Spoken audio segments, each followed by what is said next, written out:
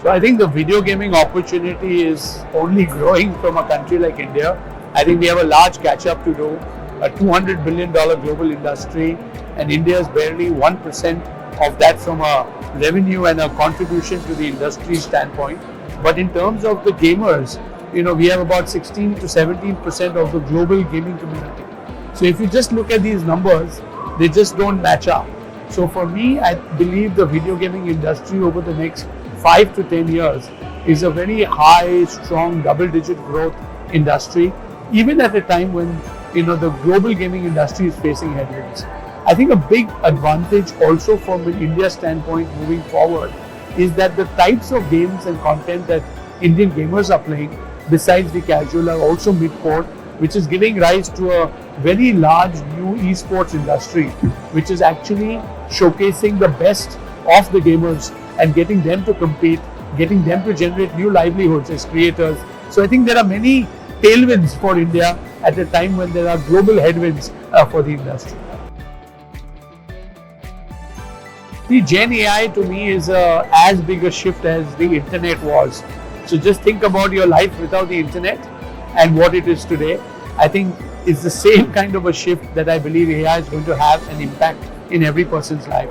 So AI is touching the gaming industry in multiple ways, the esports industry in multiple ways.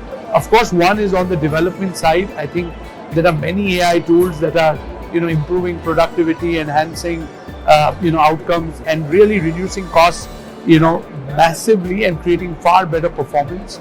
But on the other side, I think, being able to have the right gamers, and getting them to understand and play what they would like to play is again a great place where AI is making a big difference. In the esports industry, I think AI again will cut across every aspect because, esports is a community, kind of an industry where the best gamers actually become heroes, literally, nationally and now internationally or even locally, right, at a state level, at a grassroots, Zilla Parishad level in India. And we are seeing that shift happen. And, their enhancement of livelihoods using the creator economy is a big shift that we are seeing. Brands want to engage a lot more with them. And again, AI is able to provide the right networks, the right connections, and the right outcomes that will happen in many of these industries. So we see AI both as a disruptor as well as an enabler for faster growth for this industry as we move forward.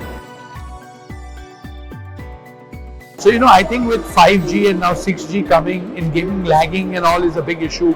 I think that is all getting resolved massively. I think our large infra, and I call up about our soft power is the human capacity, is our talent pool. I think with government and industry now coming together to set up center of excellences, that will actually bring the best of the world, will be able to get new talent to be able to set up the Indian Institute of Creative Technologies that is being set up as a private-public partnership where the private sector owns 52%. I think is a great step in the direction. A lot of industry led by CII and other bodies have participation. I'm personally on the board of the Indian Institute of Creative Technologies, and I must say 10 acres of land has been allocated in Film City in Mumbai. So I am seeing the investment that is going into building the human capacity. Along with that, I think the opportunity in infrastructure really lies in, what the world is going to be a few years from today. India can leapfrog. Esports stadiums, video gaming hotels. I mean, there's no end to what can happen and where India can actually jump ahead when it comes to engaging with young people, investing in the right infrastructure, the right kind of public-private partnerships that will be needed to enhance this industry. And I think the biggest advantage of even IICT and others is the hub and spoke model. So while the center will put a lot of it together, every state, and every district can come in as a spoke, and the same pool of resources can then be, utilized across India. I think there's massive power in that approach. And I think if all of these things go right, the next few years we'll see a big shift. So I think in the video gaming sector particularly and the esports, I think there's a lot of responsibility that lies with the developers, the publishers. I think responsible gaming is something that we advocate both as the Indian Digital Gaming Society, as JetSynthesys.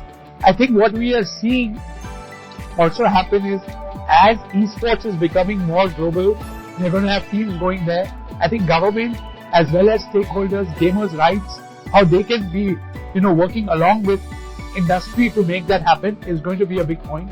So I think many angles in which, government as well as private sector can come together to shape what is responsible gaming would be the best way forward, especially in many of these areas as we move forward from a video gaming standpoint.